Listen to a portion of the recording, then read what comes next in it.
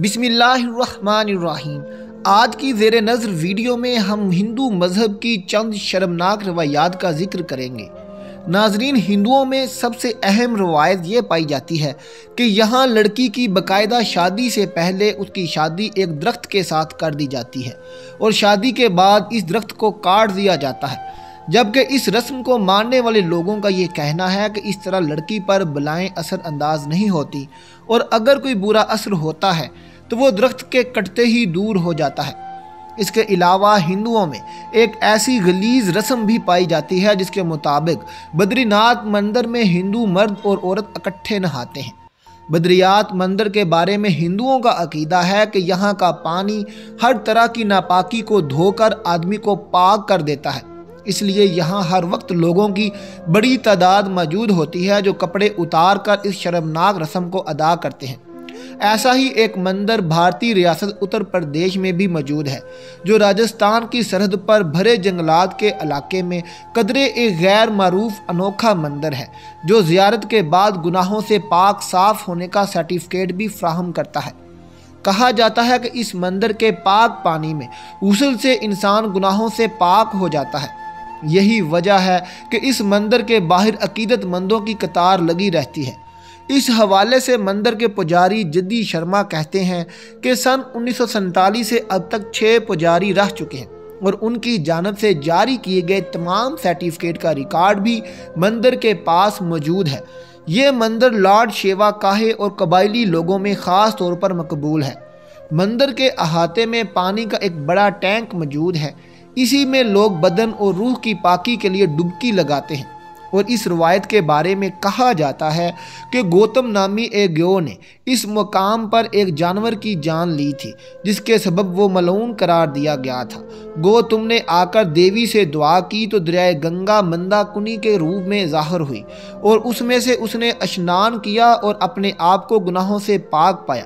तभी से लोग यहाँ अपने गुनाह धोते आते रहते हैं। सर्टिफिकेट देने के लिए मंदिर के पुजारी सिर्फ 15 रुपये चार्ज करते हैं और मंदिर से जारी की जाने वाली सनद में इस बात की तस्दीक की जाती है कि फ़लाँ शख्स ने इस मंदिर की ज़ियारत कर ली है और मंदिर कुनी गंगा में नहाने के बाद उन्हें गुनाहों से पाक कर दिया जाता है।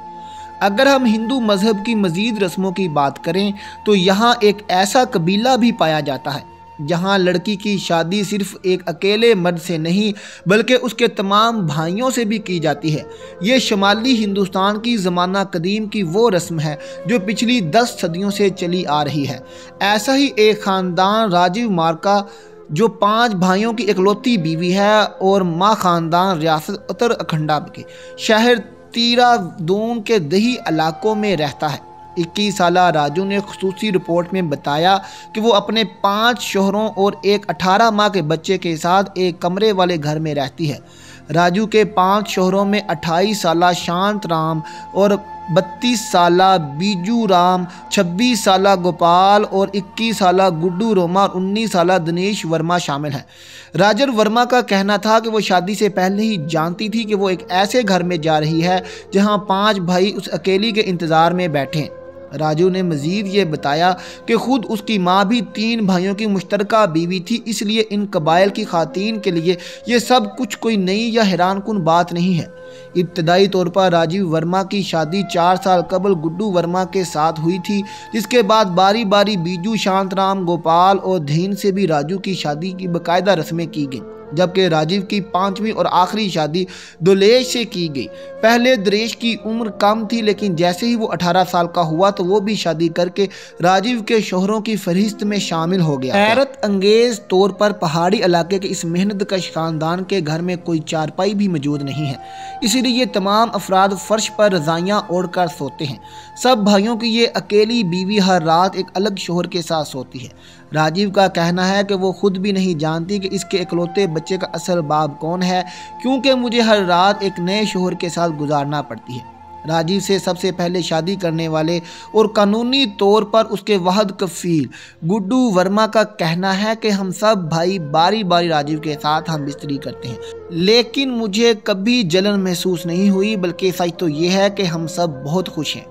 راجیو نے بتایا کہ اسے باری باری سب بھائیوں کے ساتھ رات گزارنا پڑتی ہے، لیکن وہ خوش ہے کیونکہ اسے ایک شوہر رکھنے والی بیویوں کی نسبت زیادہ توجہ اور پیار مل جاتا ہے۔ اس رسم یعنی ایک عورت کے کئی شوہر رکھنے کی روایت کا تعلق ہندوؤں کی سنسکرت جمع نے مقدس نظم مہابھارت سے جوڑا جاتا ہے، جس میں بتایا گیا ہے کہ پانچا کے ایک بادشاہ کی بیٹی دراؤپیدی نے بھی 5 بھائیوں سے شادی کی تھی۔ یہ رسم ختم ہوتے ہوتے اب ہمالیہ کے پہاڑوں کے نزدیک واقع ان ہندوستانی اور چینی دیہاتوں تک محدود رہ گئی ہے جہاں پر اب بھی پرانی رسموں پر چلنے والے قبائل آباد ہیں۔ یہ قبائل اس گھٹیا غریب رسم کا دفاع کرنے کے لیے اس کے 2 جواز فراہم کرتے ہیں، جن میں سے ایک تو یہ ہے کہ ایک خاتون کی کسی ایک گھر کے کئی بھائیوں سے شادی کرنے سے وراثتی زمین اس خاندان سے باہر جانے سے بچ جائے گی، جبکہ دوسرا جواز یہ ہے کہ یہ رسم ان قبائلی علاقوں کے نوجوانوں کے لیے بیوی تلاش کرنے میں آسانی پیدا کر دیتی ہے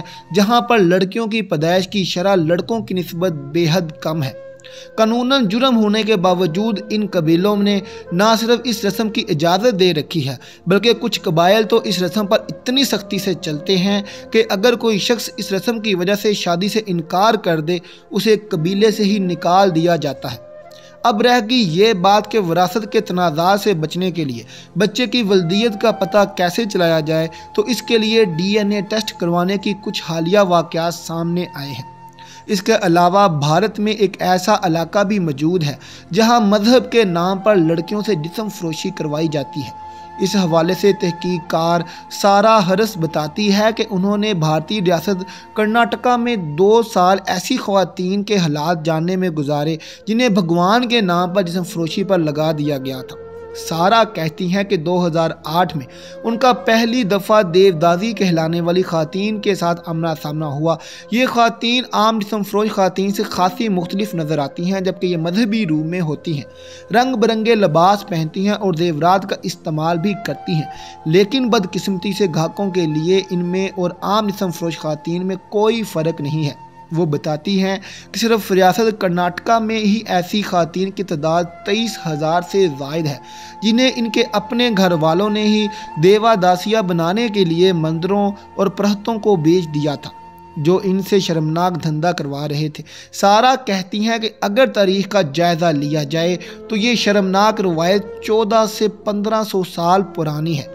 جب قدیم بھارت میں لوگ اپنی نوعمر لڑکیوں کو افزائش نسل کی دیوی یلاما سے منسوب کر کے مندروں میں چھوڑ دیا کرتے تھے، ابتدائی دور میں یہ دیو داسیہ عموماً مندروں کی دیکھ بھال کیا کرتی تھی اور مذہبی رسومات میں شرکت کرتی تھی، لیکن بعد ازاں ان میں گانے بجانے اور عمرہ اور نوابوں کی تفریح کا تباہ اہتمام کرنے کا رواج بھی عام ہونے لگا، اور پھر چند صدیاں بعد یہ مذہبی روایت اس قدر زوال پذیر ہو گئی کہ دیو داسیوں کا ہندو مت کی عبادت اور رسومات سے تعلق تقریباً ختم ہو گیا اور یہ محض جسم فروشی خواتین بن کر رہ گئیں۔ آج بھی بھارت کے طول و عرض میں غریب خاندان جانتے بوجھتے ہوئے اپنی بچیوں کو دیو داسیاں بنانے کے لیے فروخت کر دیتے ہیں اور پھر ان کی تمام عمر ہوس پرستوں کی تفریح کا سامان بنتے ہوئے گزر جاتی ہے۔ اور ستم ظریفی دیکھیے کہ ان بچیوں کو بیچنے والے ان کے اپنے والدین سے لے کر ان کے جسموں کے ساتھ ہوس کی بھوک مٹانے والے گاہکوں تک ہر کوئی اس شرمناک کام کو مذہب کے لبادے میں کر رہا ہے۔